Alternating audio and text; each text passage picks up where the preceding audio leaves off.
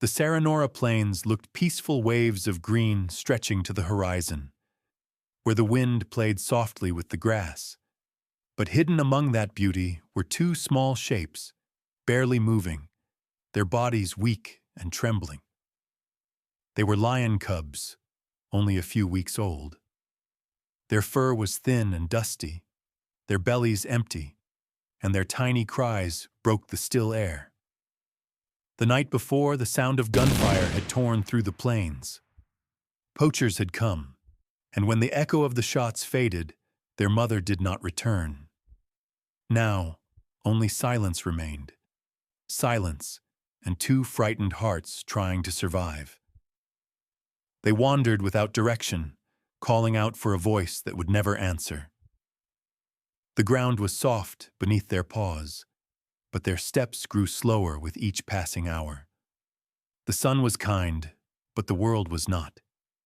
Even beauty, they were learning, could be cruel.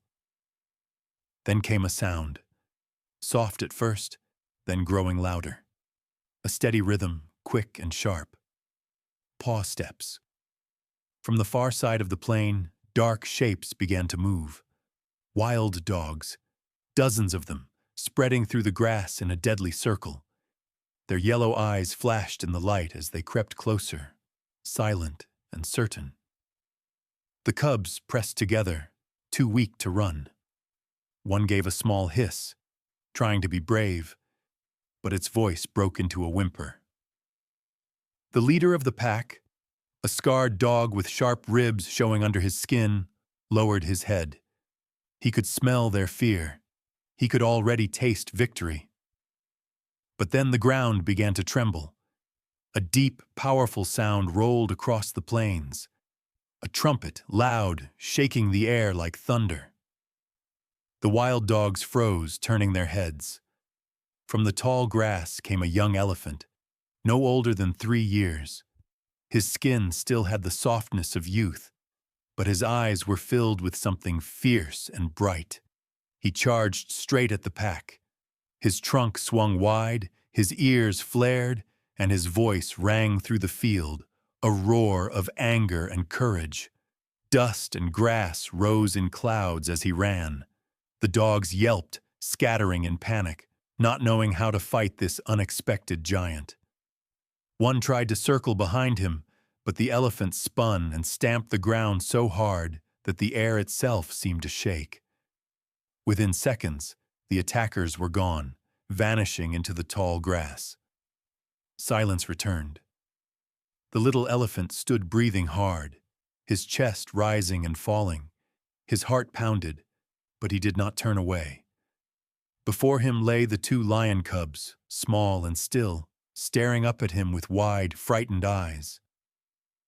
Slowly, carefully, he stepped closer. The cubs trembled. They had only known danger from those larger than them, but this giant did not hurt them.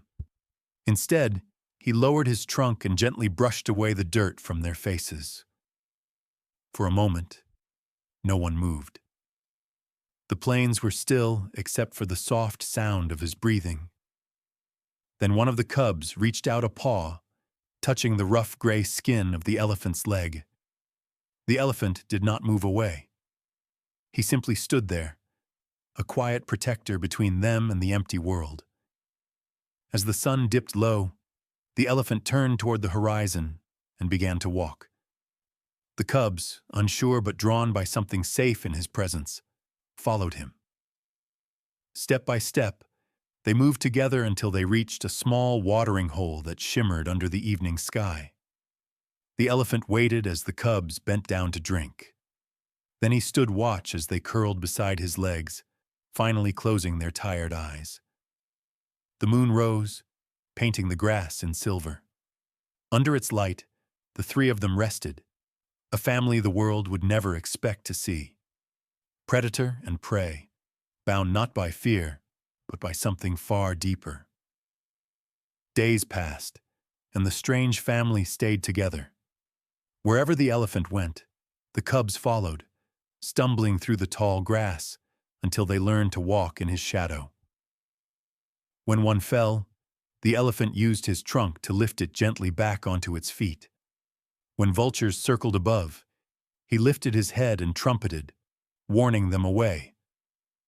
When hyenas crept too close at night, he faced them down, his courage louder than any growl. He had lost his own herd months ago. The poacher's gunfire had scattered them into the dark, and though he had survived, he had never stopped searching for comfort. Perhaps that was why he could not leave the cubs. In their helplessness, he saw a reflection of his own loss, and the cubs, who had known only fear, began to find safety in the shadow of this gentle giant. When he moved, they followed to D. When he stopped drinking, when he rested, they nestled against his feet, purring softly as they slept. Each morning, the Saranora Plains came alive again. The grass shimmered in the sun, the air carried the song of distant birds, and 3 orphaned souls walked together beneath the endless sky, 2 lions and 1 elephant. For those who saw them, it was an unforgettable sight. Rangers who watched from afar whispered that they had never seen anything like it before. 1 in a million. For in the wild, where survival rules all, compassion had found a way to live.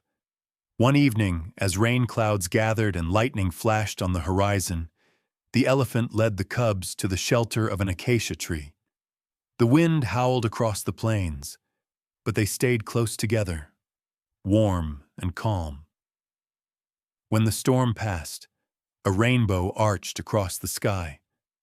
The elephant raised his trunk, letting out a low, peaceful trumpet, and the cubs looked up at him with bright, trusting eyes. It was then that something gentle passed between them, a feeling that words could never hold. Gratitude, understanding, love. In that simple moment, the plains seemed to grow still, as if the world itself was watching.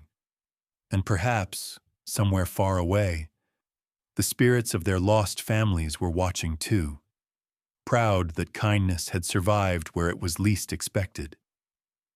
Time went on, and the little elephant grew stronger. The cubs, too, learned to hunt and play again.